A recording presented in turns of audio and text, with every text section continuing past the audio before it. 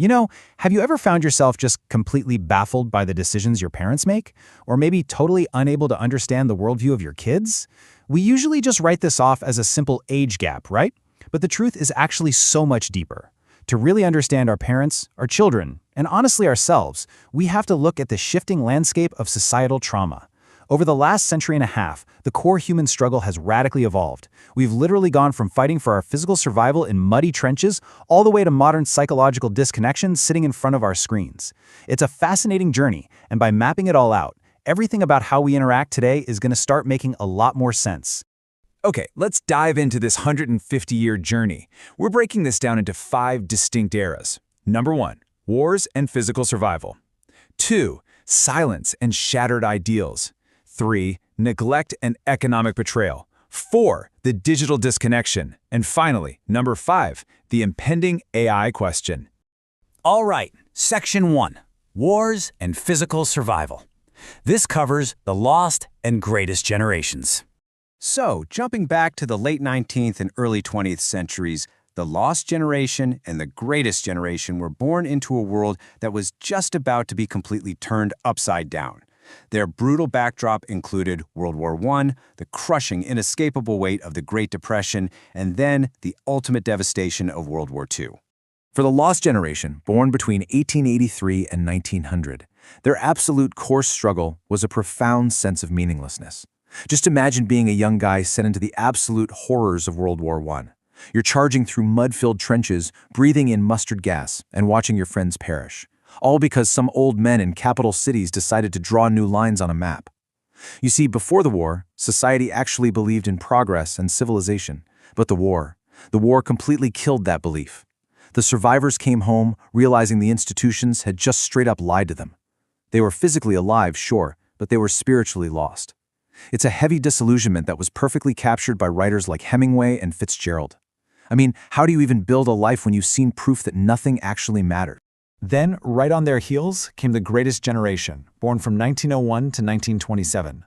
And look, these kids simply did not have time for existential crises. Their childhood was the Great Depression. And we're not just talking tight money here. We're talking actual starvation, watching their parents completely break down because there was zero food and zero work. Then, just as things kind of started recovering, boom, World War II erupts. And this wasn't some abstract border dispute. This was fascism. Pearl Harbor was literally in flames. It was obvious, undeniable evil. So 18-year-olds stormed the beaches and women stepped up to run the factories, all because the alternative was entirely unthinkable. When your choices are strictly limited to fight or lose and work or starve, you just put your head down and do what has to be done. Take a second and let this quote really sink in. Therapy wasn't an option. Processing emotions wasn't an option. You just endured. This lived reality of the greatest generation is absolutely vital for us to understand. They didn't complain because they quite literally couldn't afford to. And as we're going to see, these extreme do-or-die survival tactics would deeply, deeply shape the generation they eventually raised. Moving right along to Section 2, Silence and Shattered Ideals, the Silent Generation and the Baby Boomers. So as we move through the middle of the 20th century, we see the silent generation, born right before and during the Second World War. And they're followed by the massive, booming population explosion of the baby boomers. This sets the stage for a really fascinating period. It's marked first by this intense, fearful conformity, and then by an explosive but ultimately wounded optimism. The silent generation's core struggle was repression. Remember those traumatized survivors from the greatest generation we just talked about? Well, they raised these kids. And the main lesson they passed down was that vulnerability gets you killed. They taught their children to conform, work super hard, and never ever make waves. And coming of age during McCarthyism absolutely enforced this. Just having the wrong opinion could completely destroy your life. So men hid their emotions, women hid their ambitions, and everyone basically played their safe, assigned roles in the newly built suburbs. Authenticity was deemed dangerous, so they stayed silent. Now, what's really interesting here is the sheer whiplash of history. The baby boomers grew up in this massive era of post-war prosperity. They were the ones supposed to fix the world. And honestly, in the electric optimism of the 1960s, they genuinely believed they would. But then came the assassinations. JFK, Malcolm X, MLK, Bobby Kennedy, the leaders that represented real hope were murdered publicly. And the Vietnam War dragged on, chewing up an entire generation for a cause that nobody could really justify. This created the boomers' core struggle: shattered idealism. You know, it is so easy to look at boomers today and just see the wealth accumulation, but we have to look at where it came from. Their dream wasn't just abandoned, it was publicly killed. This is a generation that truly wanted a revolution, but they ended up perfecting corporate capitalism instead. Why? Actually, not because they didn't care, but because caring had simply cost them way too much. When your ideals are totally crushed, chasing financial security is a highly logical fallback plan. All right, Section 3, Neglect and Economic Betrayal, Generation X and Millennials. Anchoring ourselves now in the late 20th century, Generation X and the Millennials had to navigate a rapidly changing social and economic landscape completely on their own, all while the basic rules of the game were being completely rewritten right underneath them. For Generation X, the core struggle is pure, unadulterated neglect. In the 70s and 80s, divorce rates absolutely exploded. Families suddenly required dual incomes just to survive. And the result? The latchkey kids. Millions of children were literally wearing house keys around their necks, coming home to empty houses, making their own dinners, and just doing their homework alone. Plus, society's attention was totally dominated by the loud, massive boomer generation. So, true to form, Gen X existed completely in the margins.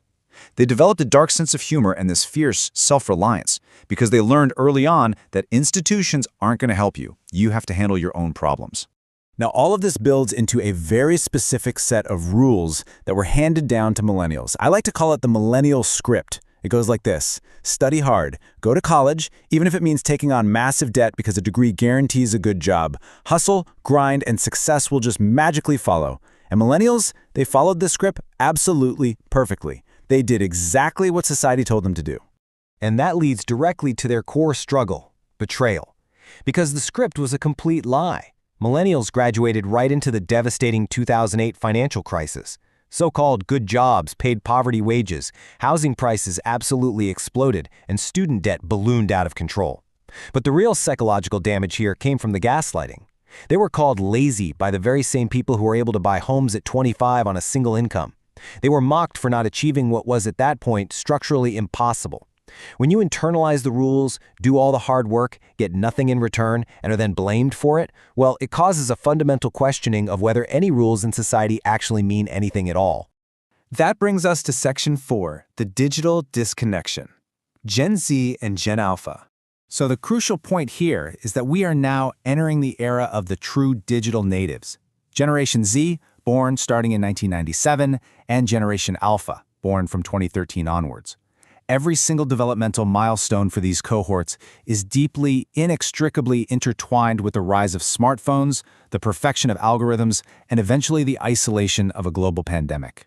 Generation Z's core struggle is severe overstimulation. I mean, this is the first generation raised entirely online. Many of them literally had smartphones before they could even read. Their developing brains were effectively the subjects of this unregulated, massive psychological experiment driven by addictive algorithms. They're getting dopamine hits every few seconds. Focusing on one single thing feels painfully hard when infinite alternatives are just a quick tap away. This creates absolute decision paralysis. Think about it. How do you confidently choose a path when choosing one means rejecting millions of others? Just notice the stark contrast in how we measure ourselves now. Previous generations compared themselves to their neighborhood, or maybe, at most, their high school class. Generation Z is forced to compare themselves to the highly curated highlight reels of the entire planet. Every young millionaire, every wild success story is visible to them 24/7, making them feel chronically inadequate. They've never known a world without this deafening digital noise. Honestly, most don't even know what quiet feels like. Which brings us to Generation Alpha. Their core struggle is literal disconnection. These are the kids who had tablets strapped to their strollers, and the pandemic then blurred whatever tiny line was left between the digital and physical worlds. Because they are learning how to be human mostly from screens, their social skills are measurably atrophying. Teachers are constantly reporting kids who struggle to make basic eye contact or even handle unstructured play. You see, being human, reading faces, existing in a physical group, that's a muscle. It needs exercise, and because of screens and isolation, this generation simply isn't getting that exercise. Finally, Section 5, the impending AI question. The New Age Generation. For the New Age generation, those born from 2026 and beyond, their primary struggle isn't going to be starvation or physical enemies. Their core struggle will be irrelevance. Artificial intelligence is advancing at a staggering, almost unbelievable pace, automating tasks we once thought were permanently human. I'm talking writing, coding, making art, even high-level decision-making. Every past generation had a clear directive, right? Work, contribute, build something. But what happens to the human psyche when your labor is biologically unnecessary to the economy? How do you forge an identity when a machine can do everything you can do, but faster and cheaper? And this brilliantly illustrates the ultimate question for our future. If effort isn't required, does achievement mean anything? We are rapidly moving into an era where we have to redefine what it means to be human in a world that might not actually require us to operate it. From surviving mustard gas to navigating the existential weight of artificial intelligence, our struggles have entirely transformed, but our deep need to find meaning remains exactly the same. Thank you so much for joining me on this explainer. I really hope this helps you see the generations around you with a little more clarity and a lot more empathy. Keep learning, and I'll catch you next time.